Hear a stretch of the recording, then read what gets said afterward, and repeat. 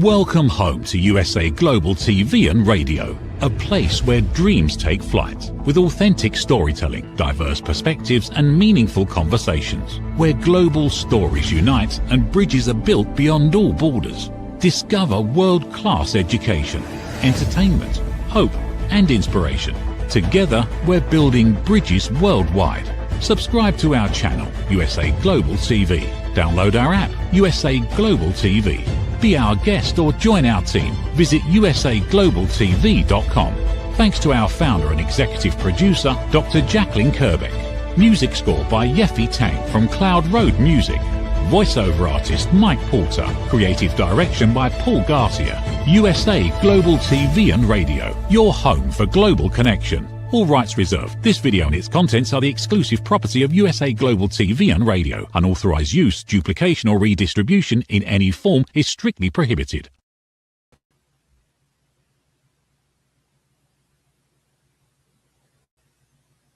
Robert Laughlin here. We're on Talking Heads on the USA Global TV and Radio Network. And if you're watching the show today on YouTube, because we're on many platforms, but if you're on YouTube today and you haven't not registered yet for USA Global TV and Radio, please do, and consider also registering for Dr. Jacqueline Kerbeck, because our show is also concurrently broadcast on that platform too. Today, my topic is, can your body still adapt as you age? So let me get into my slides and we'll start talking about that here very quickly. There we go. Our show is live stream on Amazon Fire, E360 TV, YouTube, Android TV, many places, social media, many more. And I'll probably say this more than once tonight, but my programs are primarily for awareness and education. So please be aware of that. My contact information is on my website, redolaughlin.com. That's red like the color, R-E-D. O'Laughlin spelled O-L-A-U-G-H. L-I-N, redolaughlin.com. All my social media, phone numbers, emails, everything is there. All my books are there. So please get a chance to go there and find what you need. I got also over probably 1,500 blogs that are there on various aspects of health and aging and whatever. Can your body still adapt? Well, we just talked a moment ago about the fact that we're on YouTube on the USA Global TV and Radio Network. The live broadcasts are there and the archive broadcasts are there. My background for, I guess now more than a couple decades has been in root cause analysis. So I researched as to why something failed. And when you look at it, I was in the oil, what do you call it? There's a specific name for it. Not the drilling, although it's part of the drilling too, but the measurement while drilling and the measurement of things. And we produce tools and you send them down into areas where it's, 20,000 PSI, 20 Gs in 3 directions, a lot of heat. And so things failed and you want to know why did they fail, because you want to design the next tool to be better than what failed. And so when you find out, okay, well, it failed before you even got to the drill rig because it wasn't supported right on the truck. So there's a lot of things you can learn if you start doing failure analysis. And that's one of the things that I really and truly had a passion for. But nowadays I take that same skill set and I apply it to our human body. What's happening molecularly in the body from a biological and a chemical perspective. And I take that information and I translate it into words that people can understand. You can make decisions with, you can talk to people about it and say, hey doc, what about this? So I focus on primarily what helps, but I also want to make people aware what makes things worse. I consider myself an author of decision support manuals for aging, because aging and longevity are the two primary focuses of what I do. So I'm a translator of complexity, especially in the human body. If you need something explained, I probably have already done a TV show or written a blog about it. I'm a researcher, that's what I consider myself today, but I've never been in the medical or pharmaceutical fields. My first degree was in chemistry. I fell in love with it in high school, got a degree in it, and unfortunately got an invitation to Vietnam before I had a chance to work in a lab, and no regrets. Things happen. Finished that up and actually got 4 more degrees after that. I have 7 professional certifications, primarily in the areas of quality assurance, reliability engineering, and logistics engineering. Spent 31 plus years in the Navy, retired as a captain, flew for 16 years, been to 64 countries, and I did get an invitation to Vietnam back at the beginning of my career and to Bosnia at the end of my career. Why cause and effect relationships? Why are you figuring out what caused things? Well, if we treat the cause, we can probably fix something. But if they're treating the symptoms, nothing's getting fixed and the cause is still there and it may get worse. That's my view on things. Been married 57 years. Here in a couple of months, it'll be 58 years. We have a couple of kids, 3 grandkids, and 1 great-grandson. We'll be seeing him this weekend. Best-selling author of 7 books, independent publisher, over 50 books for other authors, distinguished Toastmaster, a writer. I have over 1,000 LinkedIn articles available. International TV host. Last year, 2025, I was the #1 most valuable player team award winner, and also the #3 host overall on the network. So let's get into our topic today. Adaptation. How does it affect you, especially when you're aging? Again, it's for educational purposes only. I wrote a book 10 years ago called Longevity Secrets for Healthy Aging. My follow-up book coming out here literally in a couple months is called Aging Sucks. And it's going to be a very definitive book on the causes of aging and how you support health as you age. A disclaimer today, and all my shows on Talking Heads are educational information only. Awareness does not constitute medical advice, diagnosis, or treatment. Any compounds I reference are strictly in a research content. And as always, especially if you're on any kind of prescription medicine or doctor treatment, consult a qualified medical professional about your health before you do anything. Next book I mentioned, Aging Sucks. I've set the date right now as July 4th. I think that's realistic. I'm going to start writing it this Sunday. I don't expect it to take very long to complete. I'll have a webinar series probably starting in September where I'll be talking about aging and health and some other topics. Aging doesn't have to suck, but most of us believe it does. And aging has a lot of interactions. Adapting is one of them. We're adapting all the time. We're either getting better or we're getting worse. It's not passive. It's active all the time. What is adaptation? How does it apply to aging? Well, the process of adjusting, we adapt, we adjust. And behavior, our physiology, the environment, but we do these tweaks to optimize ourselves functionally. The body is set up to functionally optimize. But if we make the wrong decisions, we're not optimizing. We're actually kind of falling over the cliff and slowly rolling down. So the aging processes we go through require some sophisticated level of balance where my capabilities, we've talked about this in the past, when repair exceeds decline or degradation, you're okay. But when your degradation, your decaying processes exceed your ability to repair, now you're aging. And in the context of adaptation, it's called maladaptation. So, can your body adapt? Simple answer is yes, easily. But most of us, we're not aware of it. I talked about consistency. If you're not consistent, your body gets confused. And the more confusion that's in your body, the less ability it has to adapt and become better. Normal aging, loss of adaptation occurs, yes. Your body stops adjusting, not dependent on time, but it's dependent on the health of what we have the ability to do. So if I'm constantly doing the right things, let's say I'm sitting on the couch watching TV, I never exercise. I'm stressed out because my sister-in-law is doing this, or my son is doing this, or something, I think I need another bag of popcorn. We do a lot of stupid things that we shouldn't be doing. But if you start doing the right things, eating correctly, sleeping correctly, taking care of the stress in your life, exercising, those things all, we call them lifestyle choices, those things all adapt and allow your body to focus on, say, continual improvement, for lack of a better word. So when we don't adapt, we don't continually tweak that part of our body that can adapt, we lose that ability to fix things. So technical terms called loss of adaptive capacity. We don't respond like we used to. You might have been let's say 30, 40 years ago, you maybe sprain your ankle, recover pretty quickly. Nowadays, it takes you 2, 3, 4 times as long. Maybe you catch a cold and you can't seem to shake it. We just don't react. Our bodies don't recover as easily as they used to. We have a normal cycle in our life. We have a stress. We have a response. We have a recovery, and then we have improvement.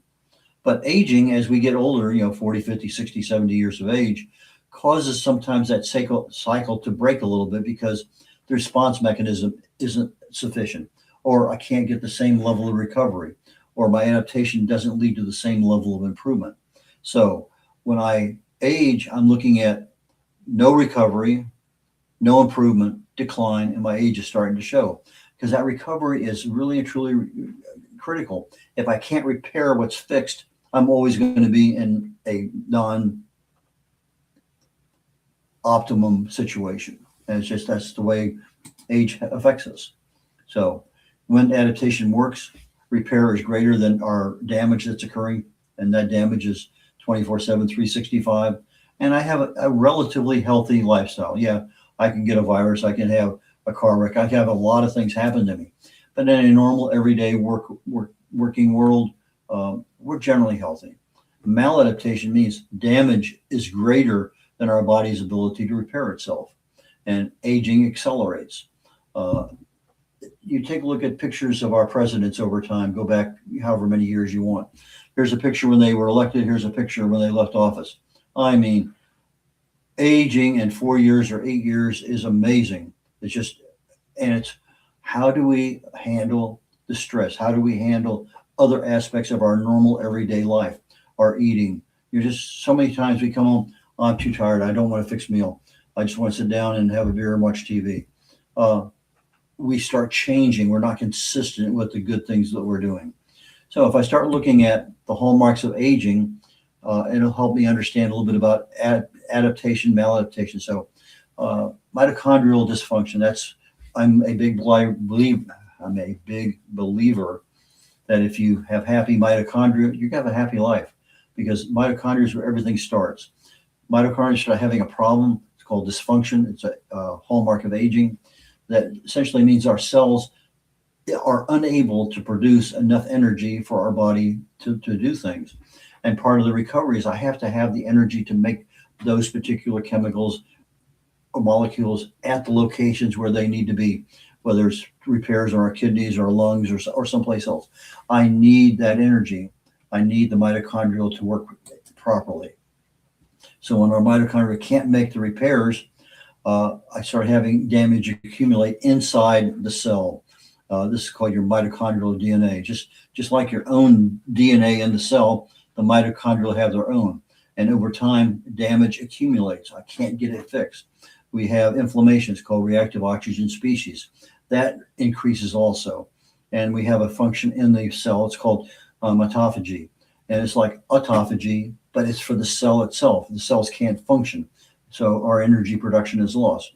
So if I have autophagy where I'm cleaning my cells and everything, well, that's the good part of it, not the maladaptation.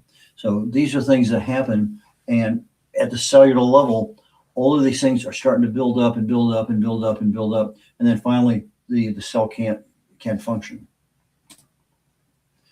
So your adaptation fails. Cellular senescence, that's another hallmark of aging. Our cells have a certain finite lifetime, maybe, let's say 2 years, just to pick a number. So that cell's supposed to die in 2 years. It has its own program. It knows what it's supposed to do. It does its job, gets to the end. Okay, now you're supposed to die. But something happens. It doesn't die. It actually becomes it continues to live, and it becomes what we call zombie cells, and they accumulate.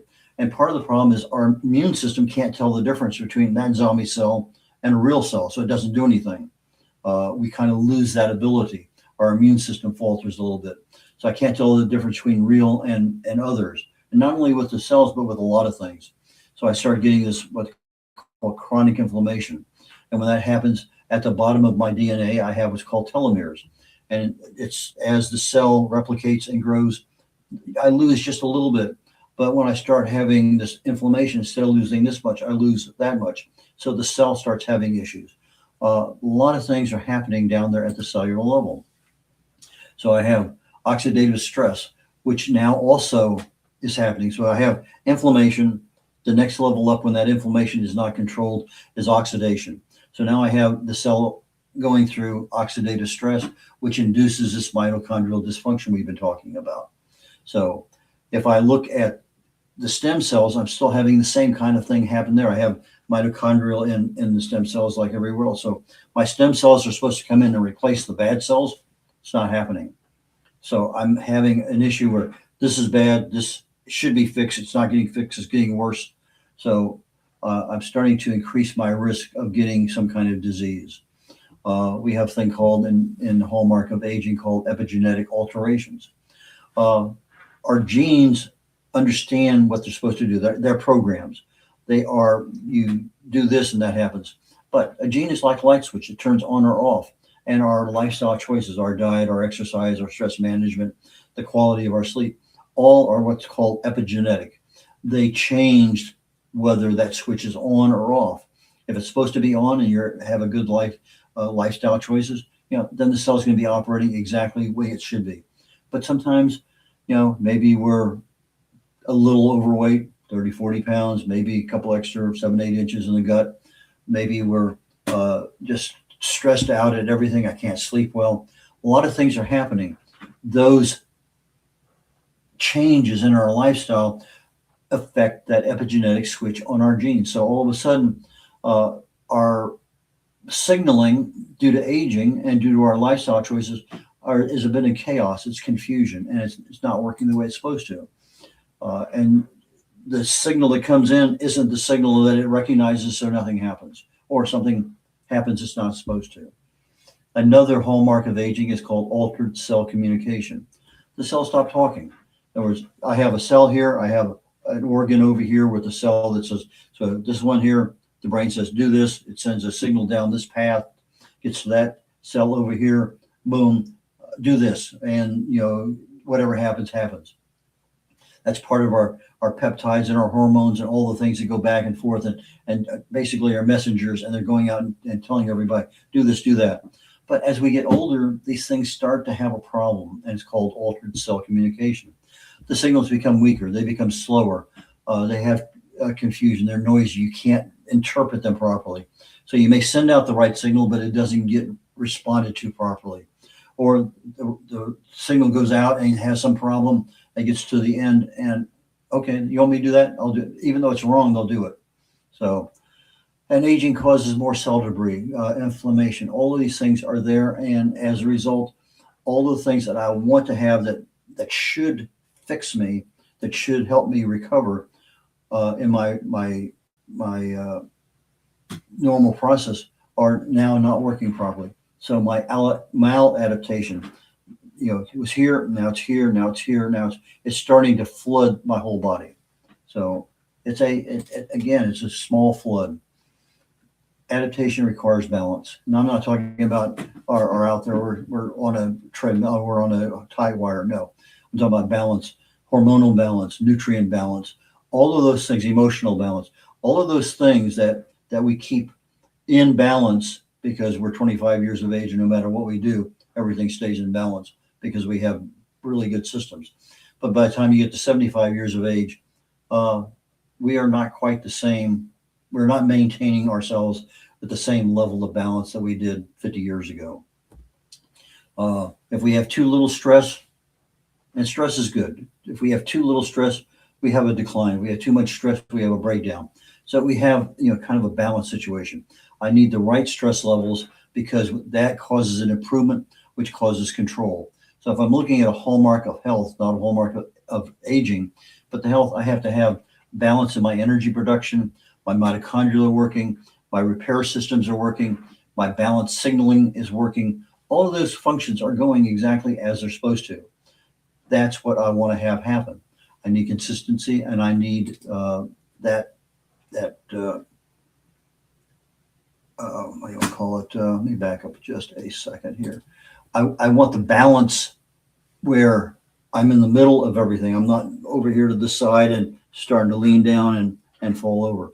So that balance is super critical. So metabolic flexibility occurs when we're aging, and adaptation is happening whether you want it to or not. It's either getting better, it's maintaining, or getting worse.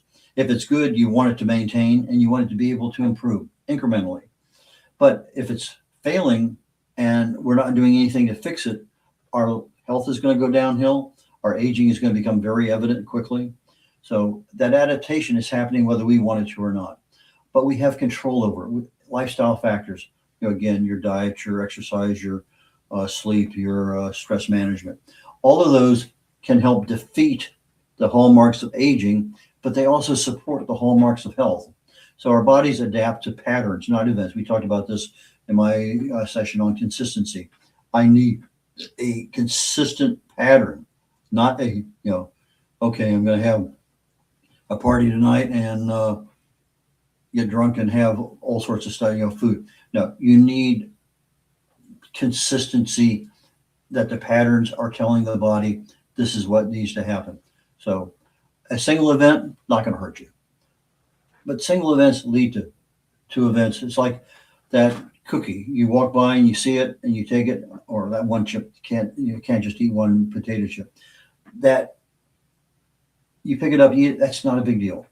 But the second one, third one, fourth one, they become the big deal because they're the ones that now are changing the pattern. So recovery is where adaptation happens. And that's where you need that mitochondrial energy to make that recovery happen. So we generally think of aging as getting older. But if you look at aging as a function of damage and repairability, the minute that the moment that my damage increases to such a level that my body's unable to repair it, I'm aging. It doesn't matter. I'm visually aging. My risk of disease increases. All of those things happen when I don't have the ability to repair it myself. We know that we also know loss of adaptability equals aging. We just talked about that.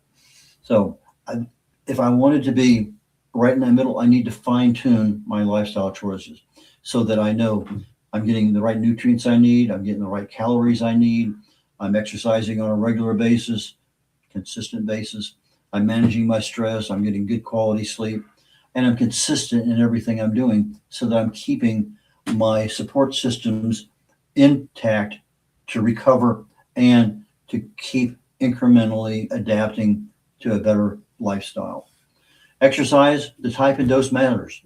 High intensity interval training is probably the best you can do, but you're not going to find many 80-year-olds out there doing that kind of exercise. But as you get older, walking is a major deal. But if you're not walking, well, scratch that one. That's not happening. So a lot of things are there. So the type and the amount are the things that matter. If I'm looking at sleep, it's the quality of sleep. It's also the duration. Now, some people may function very well in 4 hours a night. If they've been doing it forever, your body's adapted to that. But most of us aren't that. We go to bed, and if it's a weekend, we sleep in. I need that extra 2 hours sleep. But sometimes we are stressed out and you can't get to sleep easily. So instead of you're in bed by 10, but after midnight, you're still awake and you can't figure out what's going on. So I need my sleep because that's where all the repairs are happening.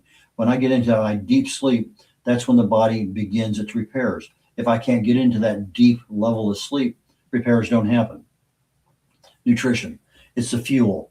When we're deficient in the fuel we need, we have issues. So it's also the potency of the fuel. It's the timing. We have a lot of those things that all deal with nutrition. And of course, if we overload that, now we have the extra 8 inches around your waist and another 30 or 40 pounds showing up on the scale. Stress, acute stress happens all the time. That's when you're studying for an exam. You have to get to a meeting on time. Those little things happen all the time. But the chronic stress is the one that really and truly does us in. So our bodies can handle the acute stress. That's our immune system. That's our emotional well-being. But when chronic stress occurs, now we start having a problem, especially when it's chronic low-level cellular inflammation, because over time that's going to produce DNA damage, which is going to produce inflammation, which will produce oxidative stress, That's where the beginning of your disease, wherever that happens, whatever part of the body that's happening in, the kidneys, the lungs, the brain, that's where issues start to happen. So we can manage chronic stress by stress management. Go to YouTube. There's dozens of ways to go through and do some kind of stretch. We call it breathing. There's certain kinds of breathing exercises, panajama, brain. Things happen when you get old. But anyway, there's breathing exercises. I like emotional freedom techniques, EFT. Lots of things are available on YouTube. Be consistent in the habits that you do. Don't go to extremes. Yeah, you go to extremes on one time, on one Sunday of a month, no big deal. Enjoy your birthday party with your grandson, whatever. Yeah, those things they're going to be there. But that one event is not going to disrupt the pattern. You're not changing it. But you do need to have consistency. Prioritize your recovery. Look at what's critical and keep everything as simple as you possibly can. And it may just be, okay, all I'm going to have today is salad and protein, or salad and soup, or whatever. Keep everything simple. Our bodies are always adapting, and we're failing to adapt. And we can control it, but most of us don't know how. We don't recognize the symptoms. We don't recognize what needs to happen. Okay. One best method of adaptation is what they call multifaceted. Okay, we have several different things on lifestyle choices. So I can prioritize my personal health, my sleep, my exercise, my diet, my stress. I now know every day I look at my calendar says 2-mile walk. Okay, it's there. It's on my calendar every single day. Okay, it's raining outside. Well, maybe I go to the mall and walk. Maybe I can change my exercise today to 20 minutes of climbing stairs in my house. There's lots of things that you can switch off, but it's that consistent personal prioritization that you do. Stress management should be something we're doing 2 or 3 times a day. I tell people, smile, laugh, lots of things we can do to alleviate stress. Cultivate your mental and cognitive capability. Reading is great. Puzzles are great. Lots of things out there help our mental and emotional capabilities. Thing called mindful meditation. It allows us to keep our emotions in check, actually make our emotional ability a lot more flexible than normal. Embrace stress management, breathing, relaxation, lots and lots of things. We need to avoid some things. If you're a smoker, avoid it. If you're an alcohol, well, technically you should avoid that too. But the research on that's up and down. They say 1 glass is good, 3 ounces, whatever. If you're really looking for something, quit it all. A lot of other habits are out there too. So even though people may not want to be involved socially with others, as you get older, that actually becomes a major impact on how fast you age and your mental capacity, a few other things. So your social and behavioral support groups. So you need those relationships. You need to avoid crisis. Something happens. It didn't happen to you. It happened to somebody else. Don't grab a hold of it and don't, let them deal with it, please. Okay. Sometimes we need somebody to go to. Some things in crisis. Okay. My son, this happened to him on his way home from work, or this happened to my daughter at her work, or this happened over here to my best friend because of what. There are some people that we should be able to call on the phone, get them on Zoom and say, hey, this happened to me, this happened to my family, whatever, and just talk it out. Some people can be very, very good about, well, have you done this? No. Well, that might be something to do. So do you have somebody that you can go to that you feel comfortable talking about something personal? That's a support person that you really need to have, especially you start getting older. Things happen in life. You lose a spouse, you lose a job, you lose a house, you lose the ability to drive a car. Lots and lots of things happen as we age. And typically, if we were 30 years younger, we'd adapt. But when you're 75, that adaptation doesn't happen as quickly, if it happens at all. Try to lock in normalcy in your life, routine habits. And this is primarily for that emotional and psychological balance. I don't need crisis every single day something happens. I don't need to get involved with that. Something happens on TV, politics, sports, Whether I don't need to be involved in that. Yeah, it's there. Recognize it. Okay, fine. Thank you very much. End of story. Let it go. Uh, Adapt to technology that helps you. There's a lot of things out there in the technological world. We talked about YouTube. AI is very good for a lot of things. We're just not aware of how to use it. So digital monitoring, that's, you have, I don't have my watch on right now, but a lot of people wear these watches that monitor all sorts of things. Social awareness, our health, telemedicine, lots and lots of things are out there that weren't even out there 5, 10 years before COVID. Uh, Strengthen your primary health care. If you're not getting annual exams and annual tests, do it, especially if you're over 65. Because if something happens, it started happening decades ago. It's finally getting to a point in time where now if you start looking for it, you might find it. Because 20 years ago, you may have the right tool and couldn't find it. 10 years ago, it was there, but nobody even checked for it, even though the tool, instrument, test could have given you that information. Now, all of a sudden, you're facing a major crisis in life because you haven't had an annual exam in 6, 8, 10 years. So those annual exams are extremely important. I tell people all the time, I have not missed an annual exam literally since 1967. I've had an annual exam since 68 on. Now, of course, 31 of those were military flight exams, flight physicals. But once I got out of the military, I kept those up and I still do all the time. Contribute to your medical professionals' knowledge. They are not trained in nutrition. They're not trained in a lot of things. Help them out. I went to my cardiologist the other day and I said, I want to do this, and for specific reasons. He said, okay. He doesn't know what it's going to do, but he knows I'm doing something. And he's going to follow me up in 3 months. So sometimes we have information that our professionals don't have, but just don't do it on your own. Contribute to their knowledge. Talk about it. If they know about it, great. If they don't know about it, say, I'd like to do this for the next 3 months. Come back in and check me out. So learn as you go and improve daily.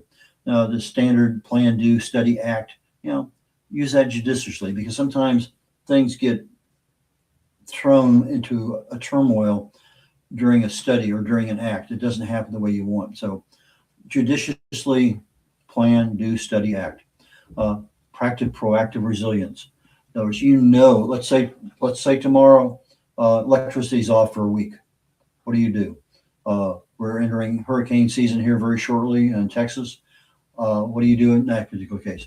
What if the main road, your tollway that you go on every day to work, is now shut down because of bridge failure? Now what's your backup plan? What do you do when an emergency happens? So, medication management. Is there a way for you to get off some of your drugs? Is there a way just to lower the doses of some of them? You got to talk to somebody about that. Just don't do it. But there are ways of doing it. You have a lot of references out there: YouTube, Google, AI. How can I possibly do this? Well, if I start increasing more of this over here, which is non-medical, but it's part of my diet, maybe that will partially reduce partially the dosage that I'm taking on something. Prepare for independence. A couple of years ago, we had a new shower installed in our downstairs bathroom. And part of that conversation was, why not widen the bathroom door going into the shower area? Why not widen the bathroom door going into the bathroom itself? Not expecting to be in a wheelchair or a walker, but why not? It's part of the same cost and downtime. Why not do it? Putting the bars along the side of the shower so you have something to grab onto if things get too slippery and you just need something. Lots of things. So prepare for that. What happens when you lose the ability to drive? Who's going to take you around? Do you have something? Do you have a backup plan? Think about it now before it happens, because chances are it's probably going to happen. And it may be you, the person saying, I don't want to drive anymore. And that happens too. It's not one of those ones where they take the keys away from grandma. But monitor what's going on. If you have a blood pressure problem, take readings every day. If you have a blood sugar problem, same thing. In fact, even when you don't have a blood sugar problem, sometimes it's wise to study that. Take a look at your moods. Keep a journal. Accountability partner for behavioral shifts. Okay, something happens. you're really pissed off about an election, your sports team losing this, the soccer team not coming, whatever it is, something happens that affects your mental and emotional state. Have somebody you can talk to about it. We talked about that earlier. Who is that person that can commiserate with you, but give you advice that you'll actually take? Many things we get involved with require 100% of our time, and then all of a sudden we find out we have too many things requiring 100% of our time. We can't do it all. Judiciously back out of what makes the best sense at the time. Can your body adapt as you age? Yes, absolutely. Do you know what's needed to do it? Well, yeah, we kind of know, maybe not, but we know our lifestyle choices are probably going to be the 90% of the events that are going to control our adaptability. Habits are hard to break. If you're a smoker, if you're overweight, those things are hard to break. But sometimes a significant emotional event happens.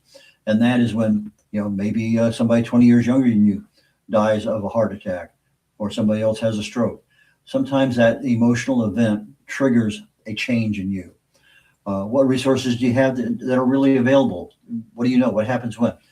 Who knows what your wants are? Are they written down? Have you talked to anybody? Lots and lots of things you can start doing as now, okay, do you want to be cremated? Do you want to in a coffin? Where do you want to be buried? What do you want on your headstone? Lots of things you can talk about that nobody's going to know about if you never tell anyone. So lifestyle choices affect the patterns of our disease progression. I should be able to literally go to my grave in a healthy state, die in your sleep. A good friend of ours died at 94 years of age in his sleep. He was in decent health all the way up to that time. Good, probably one of the strongest hand grips I've ever felt in somebody over 75 years of age. A stronger hand grip than me. But anyway, the patterns of disease progression, chronic low-level cellular inflammation, oxidative stress. We start seeing DNA damage. Lots of these things happen, but we can control that inflammation. We can measure the inflammation. We can do a lot of things. So these are things that are part of a healthy life that you want when you retire. Are they all under control? Yes. And then who do you want? If you don't want to do this, that's not a big deal. Just make sure that you're aware that you may have somebody changing your diaper for 3 or 4 or 5 years, and that's not necessarily a good lifestyle to have. So we've covered the hallmarks as they apply to adaptation and pathways. We looked at lifestyle choices. We reviewed some of the non-basic lifestyle choices, and I'm going to continue.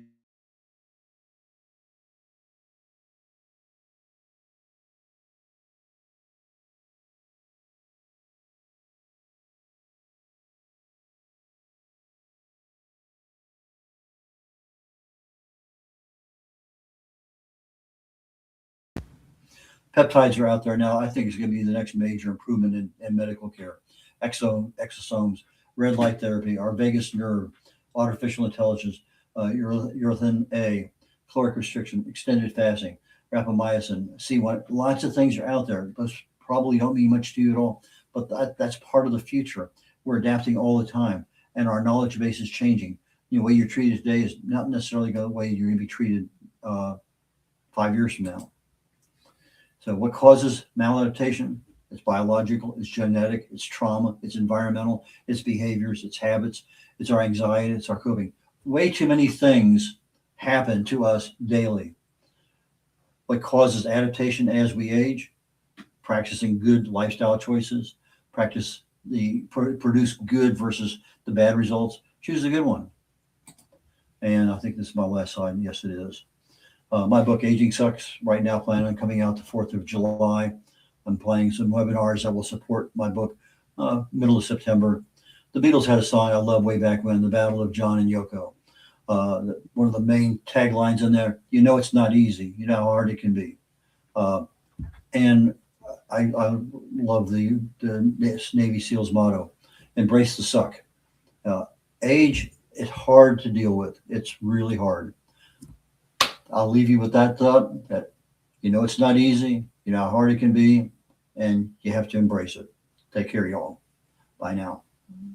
Ever dreamed of hosting your own TV show, sharing your story with a global audience? Now's your chance to shine. At USA Global TV and Radio, we make it easy for you to create, host and broadcast your very own TV show. Whether you're a storyteller, entrepreneur or industry expert, we help you bring your vision to life. With our exclusive interview, live streaming and podcasting training, you'll gain the skills and confidence to captivate your audience. Our global platform ensures your voice is heard worldwide. Join our community of creators who are already making an impact, one show at a time. Step into the spotlight. Host your own TV show on USA Global TV and Radio. Book your discovery call today at usaglobaltv.com. Copyright 2025 USA Global TV and Radio. All rights reserved. Terms and conditions apply. To learn more, visit usaglobaltv.com. Thank you, viewers and listeners of USA Global TV and Radio, for joining us today. We're honored to have your time and attention as part of our global community. At USA Global TV and Radio, we believe in the power of authentic conversations, meaningful connections, and creating a world of possibilities together. Want to be part of something bigger? Join our team of elevated listeners at usaglobaltv.com, a space where your voice matters and your ability to listen transforms relationships.